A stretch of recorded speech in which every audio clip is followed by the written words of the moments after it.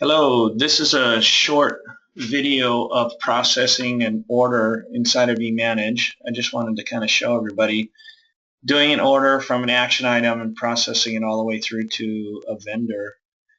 Um, in my action items perform, I have an action item to process orders. Actually, I have 5 orders that I need to process, but I'm going to go ahead and process this one first. So I'm going to double click on this to check it out. And when I check it out, it opens up the action item. So it's saying please order per attached. And this is the attached sign off for the order. So I can open that and review it. It opens up the order entry window so I can process this order quickly. And this is my list of completion tasks that I have to do processing this order. So what I'm going to do first is I'm actually just going to look at this completion task, which is my checklist, and it says create an action item for acknowledgement confirmation. So I'm going to go up to my action items here, and I will do acknowledgement confirmation, and it says mark to be due in 1 week. So I'll make it 1 week from today, and then I will check that off. Book the project, minimize this guy. So I'm going to go ahead and book this project. So actually I did come in here and book the project. To book the project, all I need to do is set the order type. This was a credit card order. So we took a 50% in the net in 10 days. They didn't give me a PO number, so I don't have anything to put in there. This is the person that released it. I'm not doing any tracking as far as a FedEx or something like that. But this is the quote that it's attached to. So I put a job book date and an order book date, and the reason why there's 2 is because I can have multiple orders, but I only have 1. And then I'm just going to process this, and what this is going to do is this is going to process my bill of materials onto this order. So I'm just going to process the line items, or I could process the phase, which only shows the phase names, the groupings of all the parts. But I'll go ahead and just process this as line items.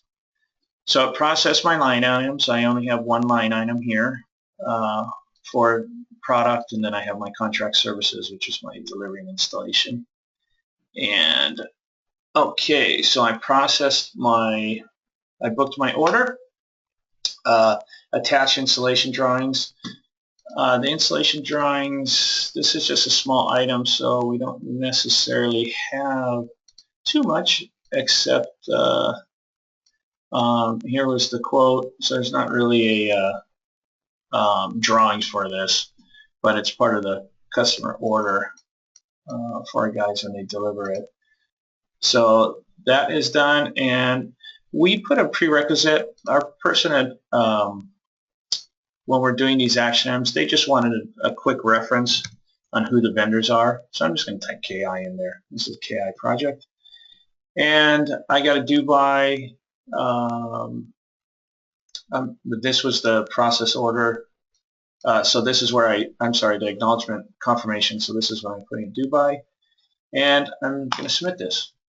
So now what I did is I submitted an action item that will be our person that processes the acknowledgements. They'll get that, and it will be due next week Friday, so they can check to see if we have an acknowledgement available. Here's also another check as far as printing and installation drawings, so that's good. Create a separate PO for walls or fixed tables, or walls, fixed seating or tables. We don't have any on this project, so I'm going to confirm that. Attach the links. This is for Hayworth or vendor PO, so I didn't process my purchase orders yet, so I'm not going to do that yet. I did proof this order, so proofing it, I looked at the quote, the signed quote, and I looked in our bill of materials, and this is actually the quote that we did right here. So this was the sign off, so quote number 40965. So I just kind of put a note there saying this is the order. This is valid, and my most likely, and these are not valid anymore, but they're there as history. So I proofed that order. I also went through all the colors and everything on this. So I double checked all the colors to make sure that they were good to go. So I proofed that. I don't have any key options, so I'm good. Invoice for deposit. This has already been,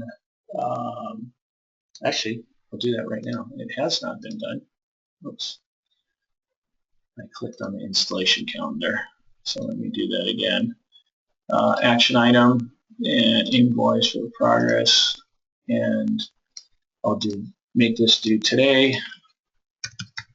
Please process deposit paid by credit card.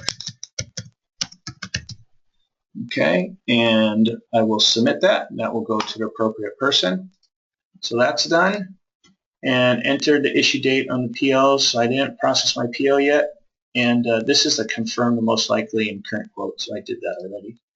So I'm going to go ahead and process my purchase orders now. My order entry is done. So I will go to my modules and create purchase orders. And first thing I'm going to do up here is I don't have a default ship to on this location for this customer, so I am going to ship this. This is our shipper, Taifa to Oahu, that's going to California West Coast. I'm going to mark this for project 818109. So when it comes in, our guys know what it is. This is the order I'm processing, so if I had multiple orders, it was shown here. The requested ship date. Now, if we go back and look on the customer orders, we have a requested completion date or installation date of, this is July 13th. And so what we want to do is I'm going to want to kind of set that. This is going to ship out on the 3rd, or we need to get it done on the 13th this week. Then I'm going to request a ship date that is going to be somewhere around here. Okay. And any special instructions I could type in here, but I don't need to do that. And here's all my product that I'm going to generate POs for. So I generate purchase orders. Okay. So the next thing here on my purchase orders, if I click on this, this shows the items I'm ordering for KI, who's my vendor. And KI, we print the purchase order and we send it to them. So I'll go ahead and print this. And here's my purchase order. Here's my MIC4 special instructions. I'm going to save this to eManage as a document, as a kind of a hard copy of what I sent. So -02. And I'm going to go ahead and copy this because I'm also going to send that as an email. And this is a vendor order entry document, and save. So that saved the document to the project. And then I'm going to click on email, and I'm going to name it, give it the same name, and next. And this will bring up my email, and I have its order entry at ki.com, and the subject is the KIPO there. I have save this email, and that's a default, and then it's also going to default to save it to this project. Here's the purchase order that I'm sending.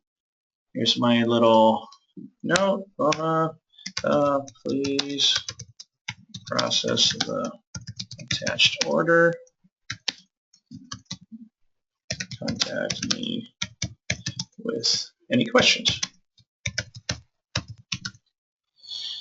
And now I'm good to go. I could ask for a read receipt, which is nice because when that read receipt comes back, I can save it right back to the project that so I know that they got this order. And I send. It's going to ask me the document name. It's going to save to eManage. Okay. And it's gone. So if I go back to my project here, and if I go to history and documents, we'll be able to see a couple of things. One is the vendor order entry document. This is that kind of hard copy purchase order that I sent. So I have that here. And then also the email. Here's my purchase order. And what I can do is it defaults to email document type, but I'll go ahead and switch this to vendor order entry. And if I'll just close this and reopen it, and you'll see that now it moved it down to the vendor order entry. So I have my email and I have my document. So that is done. Then I'll go back here, and so I attach the purchase order, and then it has entered issue date on this. So this is really important. What happens is on your the purchase orders, so right here is an issue date. What happens is if you don't put an issue date, then it's going to keep track of every single purchase order that has not been sent. And that's right here under your Today tab, purchase orders to be issued to vendors. This is a list of every single purchase order that was created that does not have an issued on date. So I'm going to go ahead and put that date in there so I know I processed it, and I am done processing that order. I check that off, and I'll just type a note, order processed. And when I complete this, what it's going to do is it's going to send an alert to the salesperson, which is Sandra Edwards. She's the one that submitted it. So it's going to send an alert saying that it's completed. So she'll get an alert right in the bottom of her tab here saying it's complete. So I will complete that. Do I want to create another one? Nope. And I'm done with this processing this order. So that's a pretty quick and easy way to process an order and manage. Thanks. Bye.